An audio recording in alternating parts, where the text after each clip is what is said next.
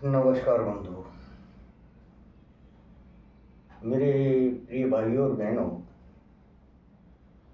कि जैसे जैसे फिजिकल एक्सरसाइज घट रही है, फिजिकल एक्टिविटी घट रही है, वैसे वैसे जो है का हमारे शरीर के कुछ रोग घट रहे हैं, बढ़ रहे हैं। उसका एकमात्र कारण ये है कि हम अपने शरीर को इतना आरामदायक जो है का बना दिए जा रहे हैं, इतना आराम दे रहे हैं कि जितनी ज़रूरत नहीं। एक जहर की जो डेफिनेशन है, जहर की जो परिभाषा है, वो यही है कि किसी भी चीज़ की अगर जो अति कर दो तो वो जहर में कन्वर्ट हो जाती है, जहर बन जाता है। तो अगर जो शरीर को आप बिल्कुल हिलाओगे डुलाओगे नहीं, अति कर दोगे आराम की, तो वो भी जहर बन जाती है।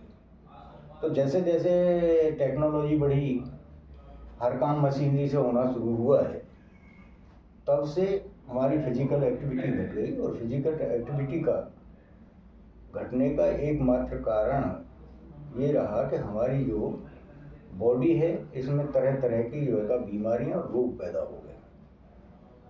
इनमें कुछ रोग मैं आपको गिनवा सकता हूँ जो फिजिकल एक्टिविटी न होने की वजह से ही बढ़े। जैसे आज जो है का 17, 18, 20 साल से ही लोगों को देखा होगा, किसी ने यहाँ पट्टी बांधी है, किसी ने गले में पट्टी बांधी है, बेल्ट बांध के जो है घूम रहे हैं। उसका एकमात्र कारण है डिस्क, डिस्क को जिनकी प्रॉब्लम है, वो एकमात्र जो उसका कारण है वो है फिजिकल एक्टिविटी। यानी कि हमने फिजिकल एक्सरसाइज करना बंद कर दिया। कोई टेढ़ा चल रहा है, कोई जो है गर्दन को अकड़ के चल रहा है, उसका रीजन एकमात्र यही है कि हमने उन्हें अपने उस बॉडी पार्ट को, अपनी जो रीढ़ की हड्डी है, इससे एक्सरसाइज करना बंद कर दिया। पहले कुछ एक्टिविटी ऐसी थी जिनको लोग करते ही थे। चारा काटने की मशीन थी, जिससे चारा काटा जाता था पशुओं का, वो हाथ की चारा काटने मशीन थी। उसमें जितने भी लोग जो है उस समय काम करते थे, उस चारा काटने मशीन को चलाते थे, उनको कभी इसकी प्रॉब्लम नहीं हुई, कभी भी। उन कभी डायबिटीज़ नहीं हुई, कभी भी डायबिटीज़ या वो नहीं होती थी। वैसे ही जब से जो है का माताओं और बहनों ने जो है का हाथ की जो आटा पीसने वाली चक्की थी, जब से वो ख़त्म हुई, जब से मासिक धर्म जो है का अनियमित होने की जो है का परेशानी सामने आई, प्रसव में दिक्कतें होने लगी, जिसकी प्रॉब्लम जो है का माताओं बहनों में आने लगी, तो ये एकमात्र कारण यही है कि जो फिजिकली हमने एक्टिविटी छोड़ी, उसका एक है। देखो, अगर जो शरीर को ज़्यादा कष्ट दोगे तब भी नुकसान है, और इसे ज़्यादा आराम दोगे जब भी नुकसान है। क्योंकि हर चीज़ को सीमा होती है। अगर जो सीमा से बाहर जाओगे तो नुकसान होगा ही। जैसे कि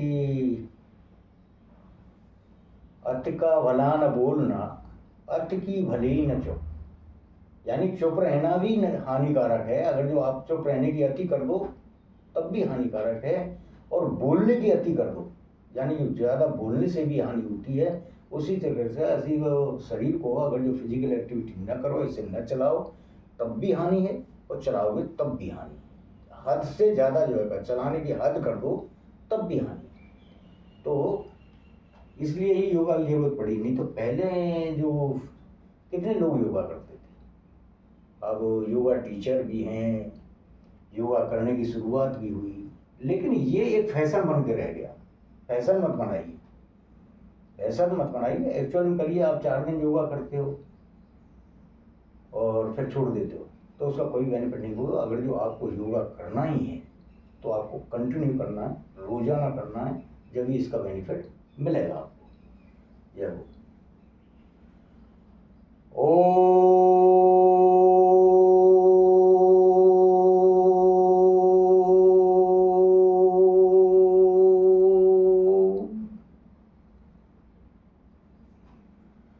किसी भी काम को करने से पहले जो है का ओम का उच्चारण करें, उसके बाद ओ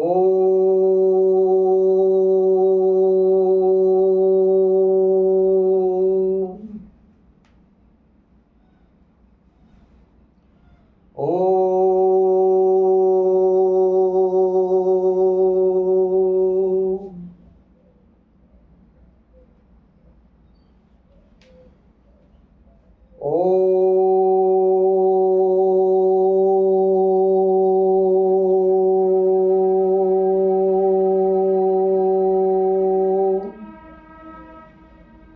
का उच्चारण अलग अलग परिस्थितियों में करने के लिए बाद आपको अलग अलग अंगों में आपको अलग अलग अनुभव होगा और उसके अलग अलग फायदे होंगे।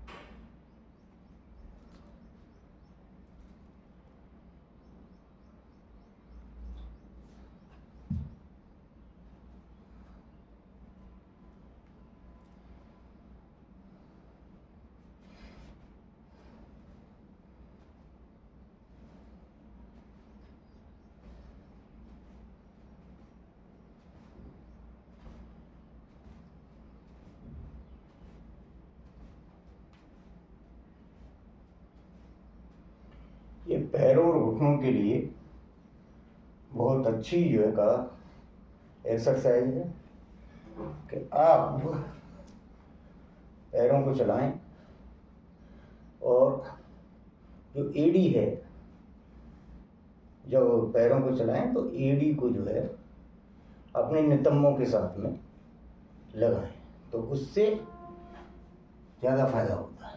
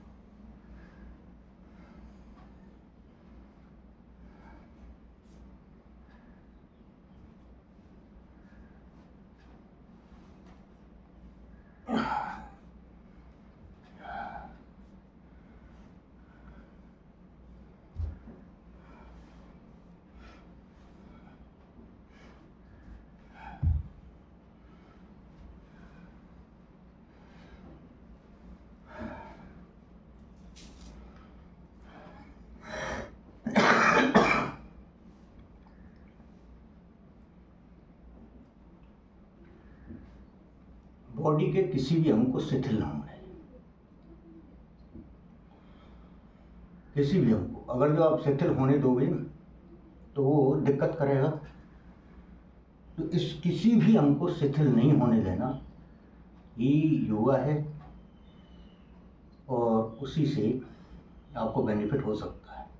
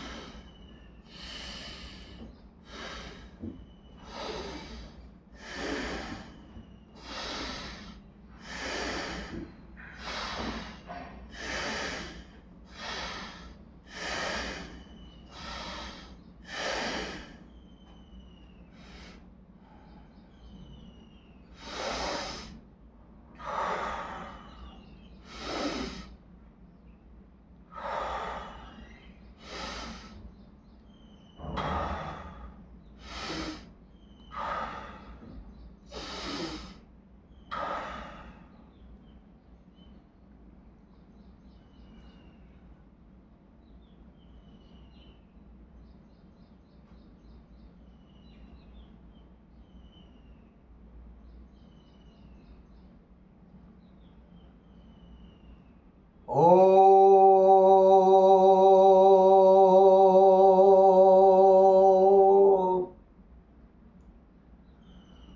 ओ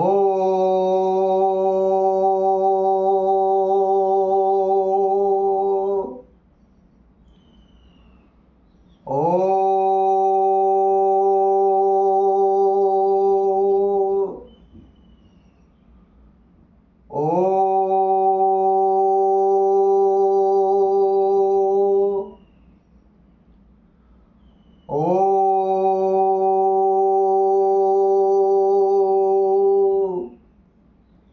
जय ओम नमः शिवाय।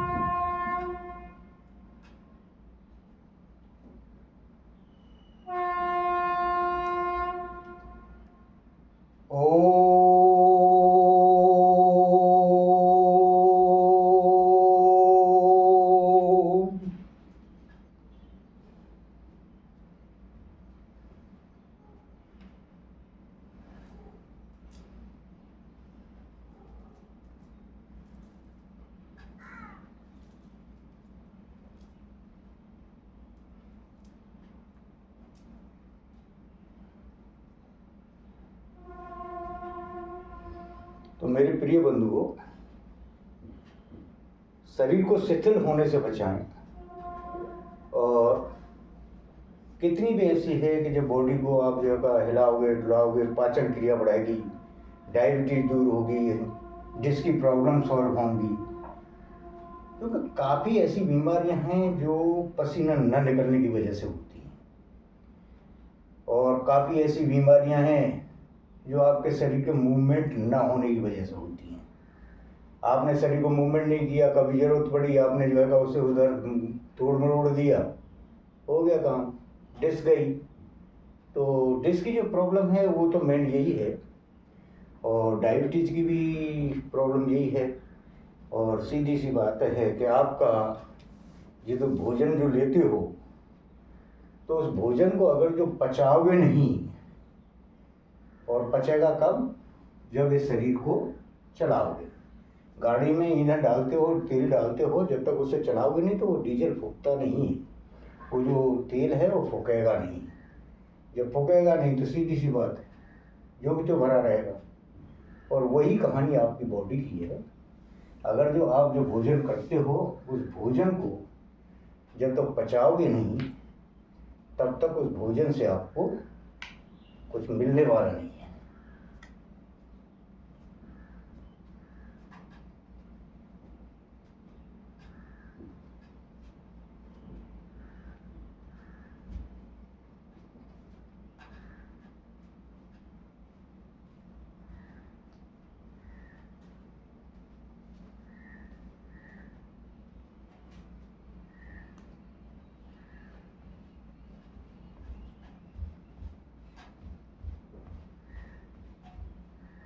जय हो।